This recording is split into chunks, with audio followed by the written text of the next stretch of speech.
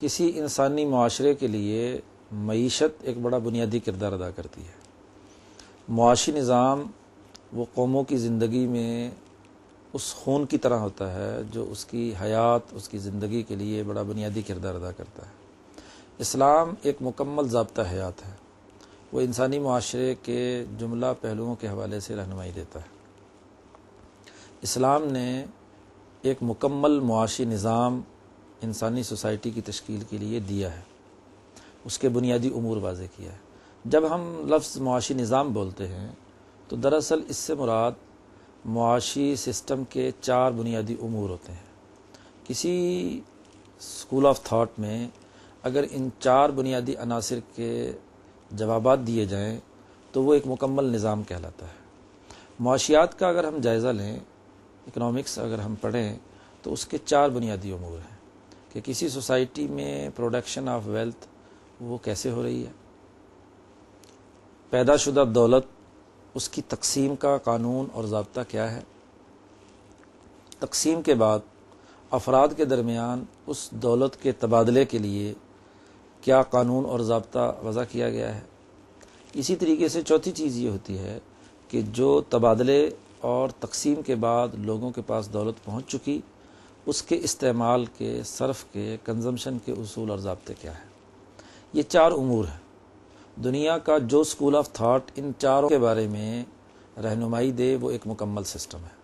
سرمایہ داری نظام ان 4 باتوں کا ایک نقطہ نظر سے جواب دیتا ہے تو ہم یہ کہتے ہیں کہ یہ کیپٹلزم ہے۔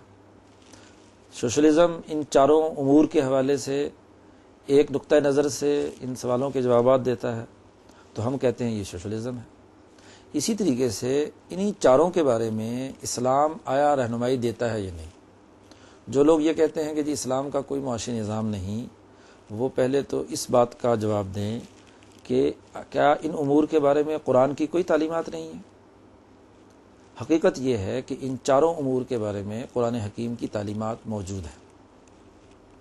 دولت کی پیدائش یا اس کی پروڈکشن کے لیے کیا طریقہ کار ہونا چاہیے، قرآن حکیم کی آیات مبارکہ، نبی اکرم صلی اللہ علیہ وسلم کی تعلیمات ہمیں اس سلسلے میں واضح رہنمائی دیتی ہیں کہ پیدا شدہ دولت کی پیدائش کے لیے یہ طریقہ کار اپنایا جائے گا تو وہ درست عمل ہوگا، اور یہ وہ منفی چیزیں ہیں جو پروڈکشن آف ویلتھ کے عمل کو نقصان پہنچاتی ہیں۔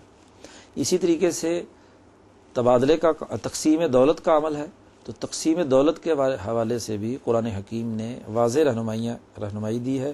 نبی اکرم صلی اللہ علیہ وسلم کی تعلیمات میں اس کے باقاعدہ مصارف، اس کے استعمال کرنے کے تمام شعبے وہ بیان کیے گئے ہیں کہ اس دولت کو کیسے تقسیم کیا جائے انسانی معاشرے میں۔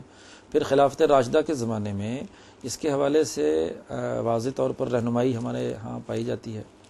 اسی طریقے سے تبادلہ دولت کے حوالے سے کہ تجارت کیسے ہوگی، تجارت پر فقہی ابواب موجود ہیں، قرآن و حدیث میں اس پر مفصل تعلیمات موجود ہیں۔